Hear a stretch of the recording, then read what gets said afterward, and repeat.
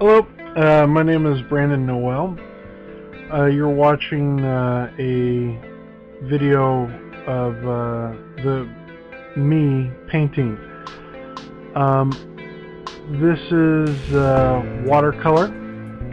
Now I'm working on the cover for the volume of 8-Bit Pulp Volume 4, which is we're doing our Kickstarter right now.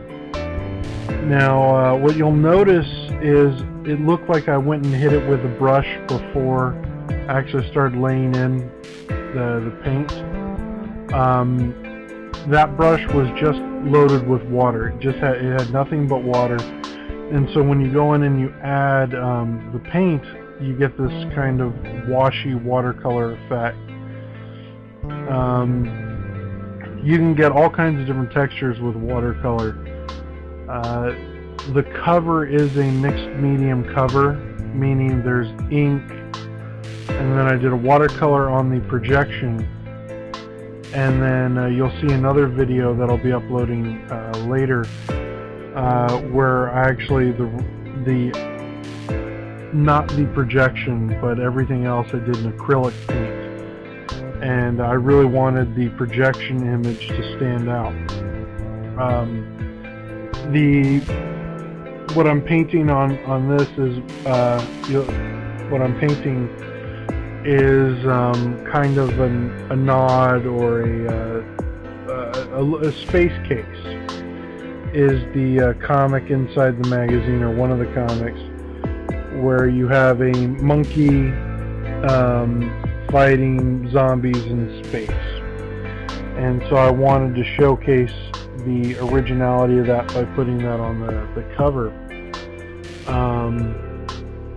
I did the zombies in the projection in a classic green, and again I just kind of did the watercolor, like I'd lay in water so that the paint would run to get a really wavy texture, which really plays to the fact that it's a projection. Because it's being projected up on the screen in the cover, so you don't want like this crisp, clear HD image up there, especially when it's like playing to an old 1950s drive-in style.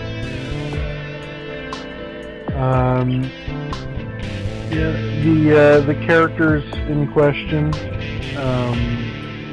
are really fun to draw. Like I have this the monkey, who he does have a fully fleshed out backstory, which we'll get into a little bit in this issue.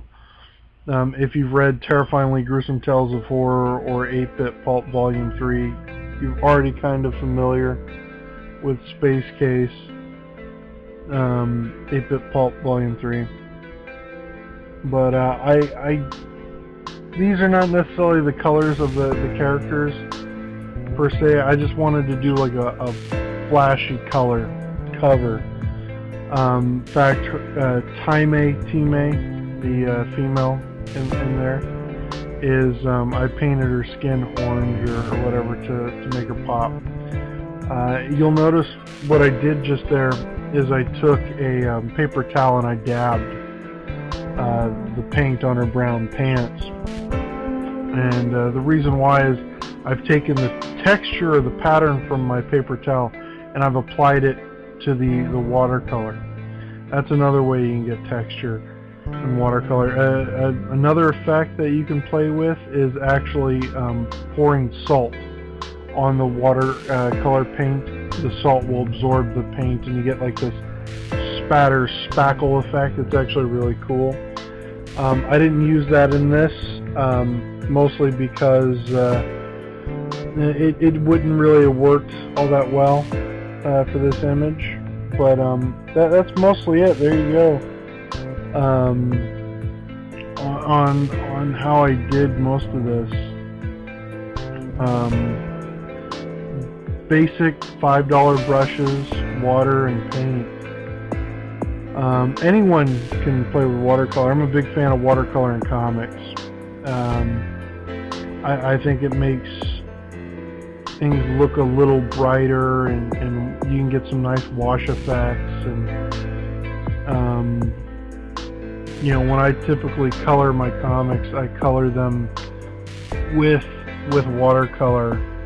But then again, that's the advantage of being an indie comic book guy, is I can do those kinds of artistic things and not really have to worry about it, as I kind of want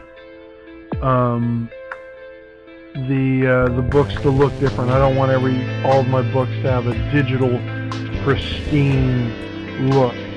In fact, the Mr. Cuddles comic is completely watercolored background, and I did that because I wanted it to look as close to a children's book as possible, with the exception of the main character being a possessed teddy bear. So it was fun to play with that contrast. So, well, there you go. There's the basic watercolor. Thank you for your time. Please support our Kickstarter. Thank you.